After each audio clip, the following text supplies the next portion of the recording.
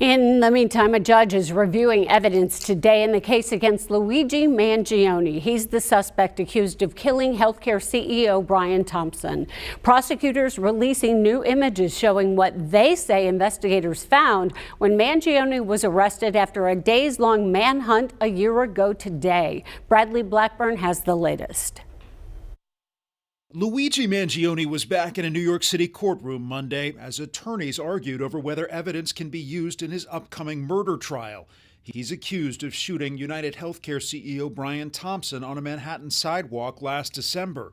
It was 1 year ago that Mangione was arrested in a Pennsylvania McDonald's after a multi-day manhunt when people recognized him and called 911. I have a customer here that some other customers were suspicious of, that he looked like the CEO shooter. For the first time, prosecutors are releasing images of what they say was found with Mangione during the arrest, including a 3D printed gun, silencer, bullets, and pages from a notebook that appear to show plans for a getaway and ways to stay undetected.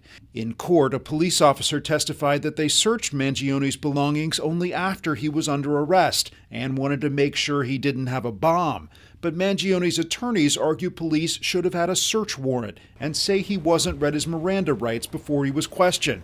They want the evidence excluded from the state trial. If the police officers legitimately and in good faith believe that there's a substantial risk to themselves or the general public, they have every right, every constitutional right to go into that backpack and conduct a warrantless search. During the confrontation, officers can be heard on tape discussing whether or not they need a search warrant to look through the items.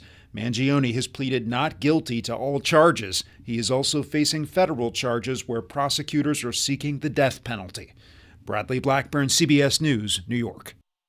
Police in Pennsylvania testified Monday that Mangione handed over a fake ID during his arrest, and investigators say that same alias was used by the suspected shooter at a Manhattan hostel just before the attack.